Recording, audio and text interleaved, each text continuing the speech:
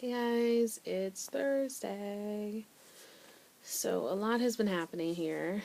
Um, Sorry for not making a video yesterday, but as you guys, I told you guys what happened on Facebook, and that consumed most of my day. Because when I went into work, I found out, and then we went across the way to the bar to have drinks with the people who got fired. Once their contract's up. They didn't get their, to be clear, they're not fired for this season. They're just not coming back for next season. And it just goes to solidify that I don't want to be working for the people that are currently running this theater. Because they clearly don't know how to run a theater. To be fair, to be honest to them, a little bit. The three head system. We have currently a general director, a artistic director, and a producing director. Seems like a lot for the tiny little company that we are. But the producing director has been here for upwards of 10 years, I think. She's been here for a long time, and the community comes largely because of her. And this company is just going to run itself into the ground for getting rid of her. And most of the people who have been here for an extended period of time. We just this year went through the change in leadership. The founding artistic director left, and the executive director and artistic director came in, brand new to the theater. One's from Minnesota, one runs a summer stock in New Hampshire. Also not very well. But it's a mess here. It's just one giant mess. You can't eliminate the position of production manager in a theater company. It's clear that these people don't understand the technical aspect of theater, which is the main part of it. It's what people see on stage. It's what people don't notice when the acting is good.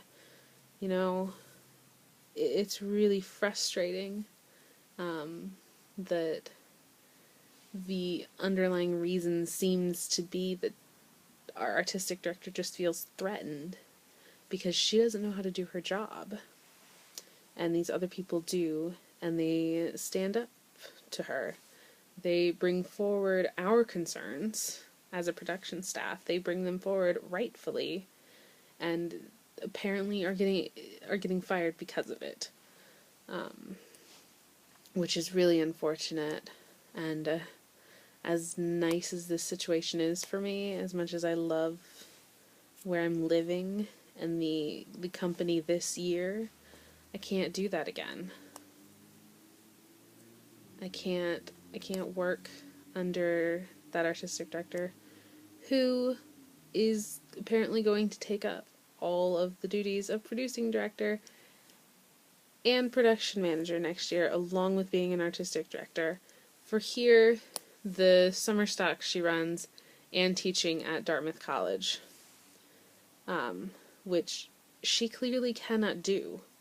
She has shown that through both shows that she's directed, particularly the most recent one, where she told off our ASM, who was coming to alert her that the production meeting was starting in 5 minutes. Exactly what she should have been doing, exactly her job. She came in, she said, "Excuse me, just want to let you know the production meeting is happening in about 5 minutes. No worries, just letting you know."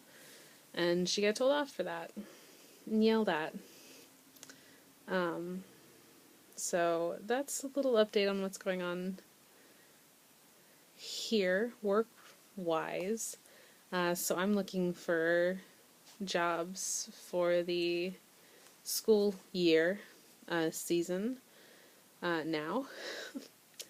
I am working on applying for a position with the Disney Cruise Line, so we'll see what comes of that. If that does end up happening, I know that internet is really crappy on the ships because I had a friend whose boyfriend was a character on the ships, and their Skype dates were awful all the time. But just that's a possibility. That could be an interesting thing that could be happening. Fingers crossed. I would enjoy that at least for a couple. I think it would be an interesting thing to do at least once, maybe twice. Get on for an 8-month rotation and then see if I can take off the 4 months in between, and run from August to April or whatever, and have the 4 months to do the opera and a month off here and there. But that's what's going on in my life, mostly theater-wise. There are a couple other jobs I'm looking into, but that's what's happening. My cat went into the vet this morning. She's getting oral surgery, dental surgery, to remove some teeth that created an abscess in her cheek that burst. So fingers crossed that all goes well. It's kind of stressed me out a little, and I don't like not having her here because every noise I hear I expect to be her. So I'm a little bit of a mess in that regard. Just waiting to hear and hoping nothing goes wrong. But yeah, that's it. Just a little rambly update. Now 7 minutes long. I can't see the timer, so that's why my hand is up. So now 7 minutes long, so sorry that it's so long, but yeah, that's all. Mark, hopefully we'll see you later today. Hope everyone is doing well, and I'll see you guys next week. Bye.